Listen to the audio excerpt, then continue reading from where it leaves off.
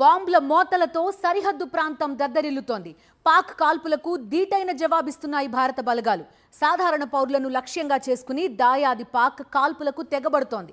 ఉత్తర కశ్మీర్లోని బారాముల్లా జిల్లాలోని ఉరి ప్రాంతంలో జరిగిన కాల్పుల్లో ఒక మహిళ మృతి చెందగా మరొకరికి గాయాలయ్యాయి.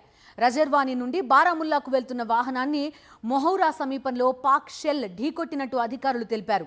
జమ్మూ, పఠాన్కోట్, ఉధంపూర్లపై జరిపిన దాడులతో సరిహద్దుల్లో ఉద్రిక్తతలు పెరిగాయి. భారతదేశ S-400 రక్షణ వ్యవస్థలు పాక్కు చెందిన అనేక డ్రోన్లు, క్షిపణులను గాల్లోనే పేల్చేశాయి. మరోవైపు జమ్మూ కశ్మీర్ సీఎం ఒమర్ అబ్దుల్లా రంగంలోకి దిగారు. పరిస్థితిని సమీక్షించేందుకు జమ్మూ వెళ్తున్నారు. ఇటు పంజాబ్లో కూడా పాక్ కాల్పులు కొనసాగుతున్నాయి. అమృత్సర్లో మళ్లీ సైరన్ మోగింది. సరిహద్దుల్లో ఉద్రిక్త పరిస్థితుల నేపథ్యంలో అమృత్సర్ అధికారులు కీలక ఆదేశాలు జారీ చేశారు. ప్రజలు ఇళ్ల లోపలే ఉండాలని, లైట్లు ఆపేయాలని కోరుతున్నారు. కిటికీలకు దూరంగా ఉండాలని, కర్టెన్లు వేసుకోవాలని అత్యవసర సలహా జారీ అయింది. ప్రజలు పూర్తిగా ఇళ్లలోనే ఉంటూ సహకరించాలంటున్నారు అధికారులు. పాకిస్తాన్పై ప్రళయ భీకరంగా భారత వైమానిక బలగాలు దాడి చేస్తుంటే పాకిస్తాన్ మాత్రం ఇంకా తన వక్రబుద్ధి ప్రదర్శిస్తోంది.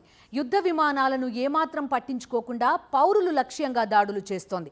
జమ్మూ కశ్మీర్, రాజస్థాన్లో పాకిస్తాన్ ఆర్మీ పౌరులను లక్ష్యంగా చేసుకుని దాడులకు దిగుతోంది. డ్రోన్లతో నివాస ప్రాంతాలు, భారత ఆర్మీ స్థావరాలను లక్ష్యంగా చేసుకుని దాడులకు ప్రయత్నిస్తోంది.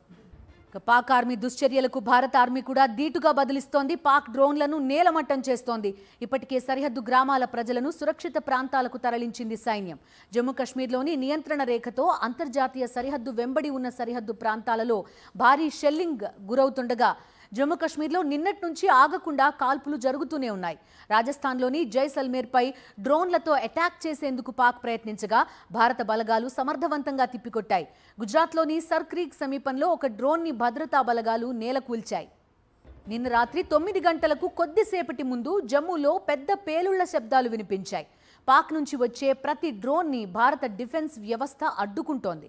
జమ్మూ కశ్మీర్లోని ఆర్ఎస్పురా, అర్నియా, సాంబా, హిరానగర్లో భారీ సైనిక స్థావరాలు ఉన్న ప్రాంతాలపై 8 క్షిపణులను ప్రయోగించారని, వీటన్నింటినీ మన వైమానిక రక్షణ విభాగాలు అడ్డుకున్నాయని ఇండియన్ ఆర్మీ ప్రకటించింది. జమ్మూ, పఠాన్కోట్, ఉధంపూర్లోని సైనిక స్థావరాలను పాకిస్తాన్కు చెందిన డ్రోన్లు లక్ష్యంగా చేసుకున్నాయని రక్షణ మంత్రిత్వ శాఖ తెలిపింది. పాకిస్తాన్ ఎలాంటి చర్యలకు దిగినా తిప్పికొట్టేందుకు సిద్ధంగా ఉన్నామని రక్షణ మంత్రిత్వ శాఖ ప్రకటించింది. చూస్తున్నాం, పౌరులు లక్ష్యంగా పాక్ షెల్లింగ్కి పాల్పడిన దృశ్యాలు మనకి కనిపిస్తున్నాయి. పాక్ బుల్లెట్స్ ప్రస్తుతం మనం చూస్తున్నాం. ఒక మహిళ కారులో ఉండగా ఆమె పైన బుల్లెట్ తగిలింది. ఆమెకి ఆ మహిళ మృతి చెందిన పరిస్థితి. ఇటు జమ్మూ కశ్మీర్లోని జమ్మూతో పాటుగా రాజస్థాన్లోని జైసల్మేర్ ప్రాంతం లక్ష్యంగా చేసుకుని దాడులకు దిగుతున్న పరిస్థితి. అయితే LOC వెంబడి ఏవైతే ప్రాంతాలు ఉన్నాయో అక్కడ భారీగా షెల్లింగ్కి పాల్పడుతోంది పాకిస్తాన్. చూస్తున్నా, పౌరులు లక్ష్యంగా అక్కడ నుంచి దాడులు జరుగుతున్న దృశ్యాలు. చాలా చోట్ల ఇదే పరిస్థితి. అందుకే భద్రతా బలగాలన్నీ కూడా హెచ్చరికలు జారీ చేస్తున్నాయి. ఎవరు కూడా బయటకు రాకండి, ఇళ్లలోనే ఉండండి అంటూ కూడా హెచ్చరికలు జారీ చేస్తున్న పరిస్థితి. ఒకవైపు భారత్లోని వివిధ ప్రాంతాలని టార్గెట్ చేసుకుని పాక్ నుంచి డ్రోన్లతో పాటుగా ఈ యుద్ధ విమానాలు, వీటన్నిటిని, రాడార్లని భారత్ ధ్వంసం చేస్తుండగా అటు LOC వెంబడి కూడా దుశ్చర్యలకు దిగుతున్న పరిస్థితి పాకిస్తాన్ చూస్తున్నాం. అటు ఉరీ సెక్టర్లో జనావాసాలన్నీ కూడా దెబ్బతింటున్నాయి. ఉరీతో పాటుగా ఇటు రాజౌరి, పూంచ్ సెక్టర్లోని పలు ప్రాంతాల్లో కూడా పాకిస్తాన్ భారీగా షెల్లింగ్కి దిగుతున్న పరిస్థితి. నిన్న ఒక్కరోజే ఏకంగా ఇటు జమ్మూ, రాజౌరి, పూంచ్ ఈ సెక్టర్లలో 16 మంది మృతి చెందిన పరిస్థితి. తాజాగా కూడా ఈ పరిస్థితి ఇంకా కంటిన్యూ అవుతున్న పరిస్థితి.